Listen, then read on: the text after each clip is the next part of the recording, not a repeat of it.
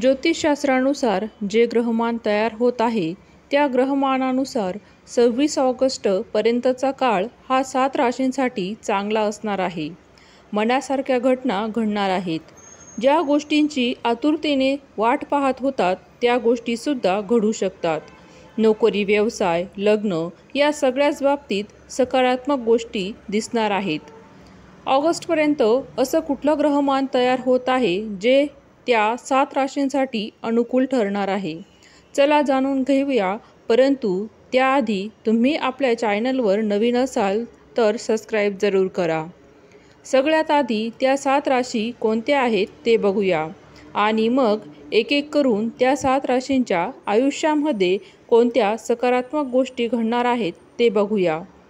सगळ्यात पहिली रास आहे मेष रास, दुसरी रास आहे वृषभ रास, तिसरी रास आहे सिंह रास, चौथी रास आहे कन्या रास, पाचवी रास आहे तुळ रास, सहावी रास आहे धनु रास आणि सातवी रास आहे कुंभ रास.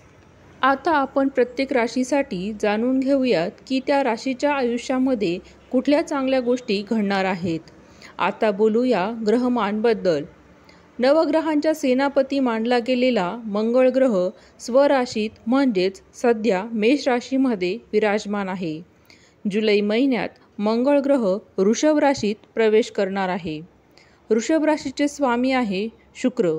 सुमारे 18 महिन्यांनी मंगळ वृषभ राशीत प्रवेश करणार असल्याचं सांगितलं जातं. मंगळ सुमारे 46 दिवस वृषभ राशीमध्ये विराजमान असेल. मंगळ हा भूमी शौर्याचा कारक ग्रह मानला जातो. ही 26 ऑगस्टपर्यंत मंगळ वृषभ राशीमध्ये असणार आहे आणि मंगळाचं होणारं हेच राशी परिवर्तन शुभ परिणाम दिसून येणार आहेत. या 7ही राशींना आर्थिक आघाडीवर व्यवसाय, शिक्षण, नोकरी, करिअर, कुटुंब या सर्व पातळीवर शुभ परिणाम दिसून येतील. मेष राशीला पैशांची बचत होताना दिसेल. मानसन्मानात वाढ होईल. प्रतिष्ठा, कीर्ती चांगली वाढेल. जोडीदारासोबत अधिक आनंद टिकून ठेवण्यात तुम्ही सक्षम होऊ शकाल. त्याचबरोबर संशोधन कार्य चांगले यश मिळवण्याची शक्यता आहे. व्यावसायिकांना चांगला नफा व प्रगती दिसून येईल. इतर प्रकारच्या व्यवसायात गुंतवणूक या राशींचे लोक करू शकतात. पुढची रास आहे वृषभ रास. त्यांना सुद्धा व्यवसायात चांगला नफा दिसेल. नवीन योजना त्या आखतील ज्यामध्ये ते यशस्वी होतील. तुमचे पैसे कुठे अडकले असतील तर ते या काळामध्ये मिळण्याची पूर्ण शक्यता आहे. सासरच्यांशी तुमचे संबंध चांगले राहतील. जोडीदाराकडून सुद्धा पूर्ण सहकार्य मिळेल. एकमेकांच्या भावनांचा तुम्ही या काळामध्ये आदर कराल, जो एकमेकांबद्दल प्रेम वाढवण्यासाठी मदत करेल. त्यानंतर आहे सिंह रास. सिंह राशीच्या लोकांना जर नवीन व्यवसाय सुरू करायचा असेल तर काय अनुकूल आहे? नोकरदारांना करिअरमध्ये प्रगतीमध्ये सुवर्णसंधी मिळू शकते. उत्पन्नामध्ये वाढ होण्याची शक्यता देखील आहे. त्याचबरोबर चांगल्या कंपनींमधून ऑफर मिळण्याची शक्यता आहे. मालमत्ता आणि वाहन खरेदी करण्याचे योग देखील आहेत.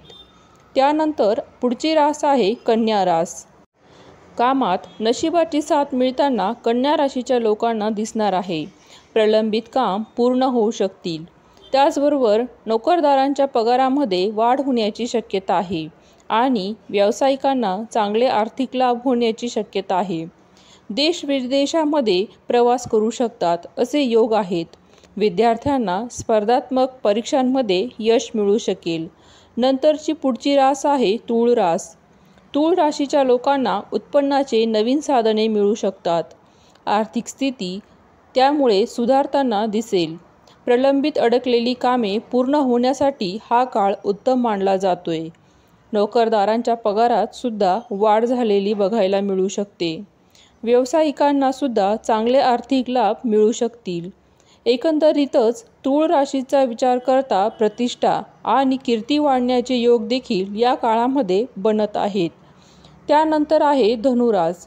धनुराशीच्या लोकांना खास करून भावंडांचं सहकार्य या काळामध्ये मिळताना दिसेल. नोकरी करणाऱ्यांना चांगले लाभ मिळतील. बचत करण्यामध्ये खास करून तुम्ही यशस्वी व्हाल. संयम, ध्येय या गोष्टींमध्ये वाढ होईल आणि त्याचबरोबर या सगळ्या गुणांमुळेच तुमची निर्णय क्षमतासुद्धा सुधारू शकते. त्यांच्यामध्ये वाढ होऊ शकते. व्यावसायिकांसाठी सुद्धा नफा आणि प्रगती होण्याचे योग आहेत. त्यानंतरची रास आहे कुंभ रास. भौतिक सोयीमध्ये कुंभ राशीच्या लोकांना या काळामध्ये मिळू शकतात. नोकरदारांसाठी हा काळ चांगला आहे. नवीन पद प्राप्त होऊ शकते. त्याचबरोबर वाहन किंवा मालमत्ता खरेदीचा विचार जर तुम्ही करत असाल तर हा काळ योग्य आहे. कुंभ राशीच्या लोकांचा सुद्धा सन्मान आणि प्रतिष्ठा वाढणार आहे. प्रॉपर्टी संबंधात व्यवसाय जर तुम्ही करत असाल तर त्यांना सुद्धा लाभ यामध्ये सुद्धा मिळू शकतो. तर मंडळी, या होत्या 7 राशी.